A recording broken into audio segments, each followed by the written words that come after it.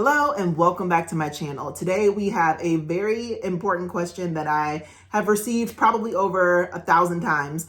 And it is, what do I do if I have a student or even if the majority of my class is expected to write a story, an essay, a paragraph, and they can't even really handle a basic sentence for whatever reason? What am I supposed to do? I got you. So in this video, what we're going to do is we're going to talk about a really powerful concept that is going to change the game for not only your writers, but it's actually going to make them a stronger reader as well. So if you are ready for that, hit that subscribe button, like this video, and I'm going to jump right into it. Okay, so jumping into the answer to this question, I'm just going to tell you right off the bat, the answer is syntactic awareness. It is. It's syntactic awareness. If you are not familiar with what it is, I'm going to put it in the simplest term possible. It is basically allowing your students an opportunity to grow what is called a grammar ear. There's tons of research out there. I'll put a couple links to studies in the description box right here below. You can check them out yourself, that basically say over the past 100 or so years, they have found isolated grammar instruction to be all but ineffective. And we're not saying like don't ever teach kids what a noun is or an adjective. Of course not. It's not that. It's basically when we ask students to stay in that taxonomy level of identify, right? So diagram a sentence, identify a noun, underline the subject and predicate, that sort of thing.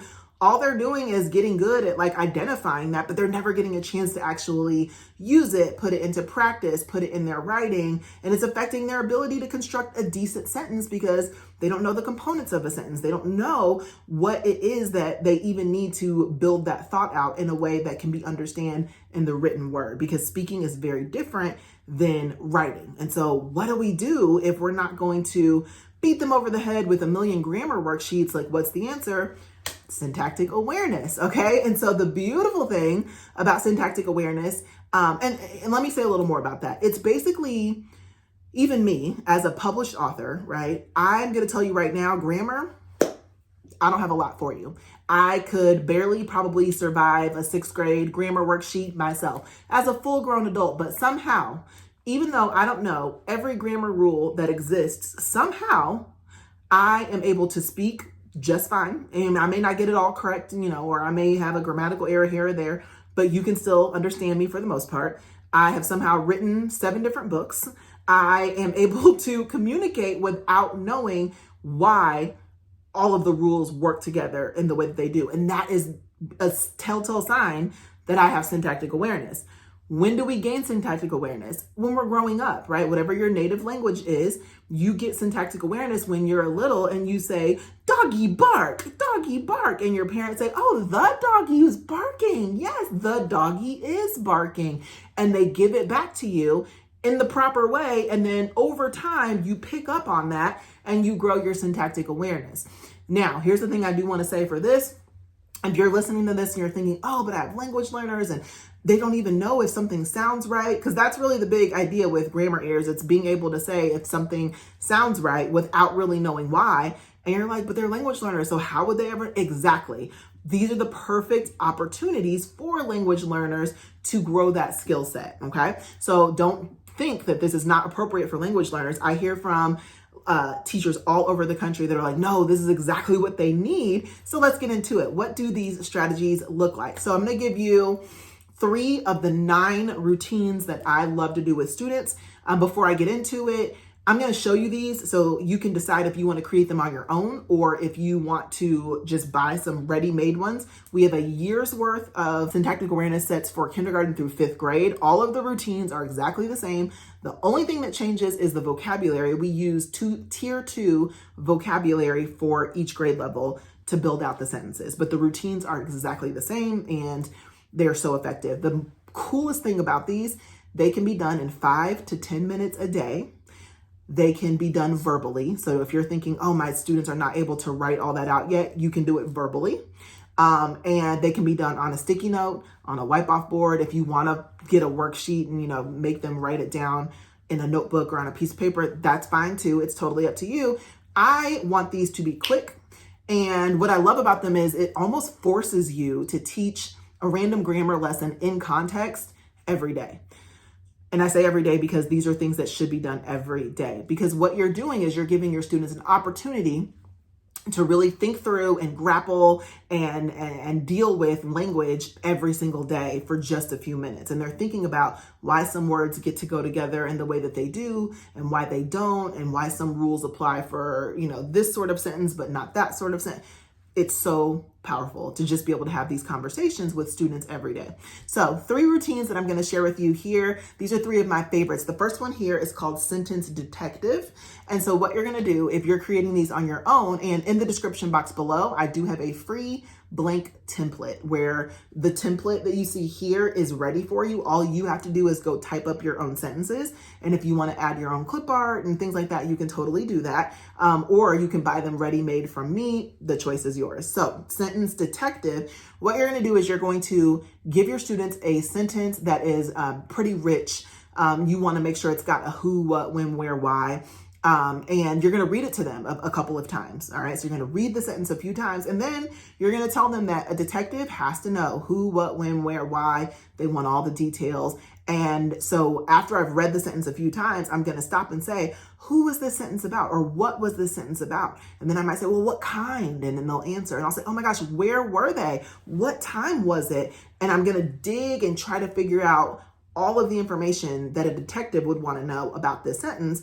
What it's really doing is showing students that sentences can have those multiple parts. If I want to write a strong sentence, there's going to be a who, a what, a when, a where, a why. Not every time, not every sentence will have each one of those things every time, but it's giving them the message that these are the things that go in a sentence. Okay. So love that routine. I stick with 1 routine for an entire week. So if it's Sentence Detective week, we're going to be doing a Sentence Detective routine every day, Monday through Friday. And then the next week, a new routine is going to come, and we're going to get really good at that. So that is the first one, Sentence Detective. The second one that we're going to look at is Switch a Word. I love this one because one of our favorite things to do to tell kids, especially when it's time to revise their writing, is, go pick a stronger word, or go add some details, or find something to change. And like, without that explicit practice and feedback, that can be very complicated for a lot of students. So this is a really great one because all they have to do is read the sentence, or if you need to read the sentence to them, that's fine too. And they need to switch out the word that is in red, but it still has to make sense. Depending on the grade level, I also allow students to add on to the sentence. So that's another option they can do as well. So for example, it may say something like the coat has 3 buttons or something like that. And maybe the word buttons is in red, or maybe the word coat is in red, and they might change it to the jacket has 3 buttons, or maybe they'll say the blue jacket has 3 buttons, the shiny blue jacket has 3 buttons, and it gives them an opportunity to really start playing around with that language, but it has to make sense. The amount of coaching and immediate feedback that can be done in these sorts of activities, astronomical. I'm even going to put a clip here in just a second of what it looks like. I want you to hear the feedback that I'm able to give students. I believe this is a 5th grade classroom. I want you to just hear the instant feedback that I'm able to say, oh, you need a period. Oh, don't forget a comma. Okay, if you put a comma there, it would make sense. And then they immediately go to work and they correct their own writing. First one, I'm going to read the first half of the sentence. When I get to the blank, I would like for you to finish that sentence in any way that makes sense for you. Okay, and it's going to be a quick thing. This whole thing needs to be done in just a few minutes, all right? First sentence says, were you extremely horrified when, go. When there was a fire? Now, don't forget, if you're finishing the sentence, do you need punctuation at the end? Yeah. Yes, so don't forget your punctuation. Were you extremely horrified when, when the dog ran away? Oh, he's still working. Let me keep going. Were you extremely horrified when that guy was chasing us? Right, good. Comma, right after table. Yep. You got a clause there. When a mouse, almost, you're close. When a mouse causing the vase to fall and break. Play around with that a little bit more, right? The dog was causing the vase to fall and break. The earthquake was causing the vase to fall and break. All right, last one. The colorful, explosive fireworks, just for that solid practice. The colorful, explosive fireworks are so cool. Was loud or were loud? Which one sounds better? Excellent. So change that to were. We're very pretty. We're awesome. We're beautiful. Shot my dad in the eye. I mean, hey, it makes sense, so it works for me. Exploded in this. With that, those are two routines that are really powerful. The last one here we're gonna do is sentence stacking. And this one is just so powerful because it asks students to take one thought and combine it with another thought. And depending on the grade level, you can even do another thought, right? I've done this with adults and I've given them 7 different small sentences and I've had them combine all of those thoughts into one sentence. So this idea of sentence stacking or sentence combining is so powerful when it comes to syntactic awareness, because it can get hard for them to really figure out the best way to put 2 sentences together. And I'm actually gonna add one more clip here real quick because I want you to hear what it sounds like in a first grade classroom where we were trying to figure out the best way to put these 2 thoughts together using the word and or using the word but. Sounds better to you. And. Ooh, okay, let's talk about it. Who thinks and? I think and sounds better. Why? And. Tell me why. Because I use and in the sentence. Yep. Like my cat and me play together. Okay, so you're saying that's a word that you use to put some thoughts together. Who thinks but is actually the better word to use in this sentence? Yes. For like, baking is not like, baking is fun, but not really relaxing. So what are you trying to say with that? I think I know what you're trying to say, but what are you trying to say? The cool thing about syntactic awareness is there's not really a right or a wrong answer. It is more about, does it make sense and is it conveying what we wanted it to convey? And so they have to really listen to different versions of things and kind of go back and forth and think like, yeah, you know what? I use the word and here, but the ideas are kind of different. So I really think maybe the word but might have been stronger because it shows that there's a difference in the 2 thoughts. Yes, like those are the conversations that you end up having with students who get an opportunity to really dig into some language every day. I have been doing these routines and supporting teachers all over the country for about a year now with these specific routines, and the feedback has just been amazing. So again, you can have a free version of it.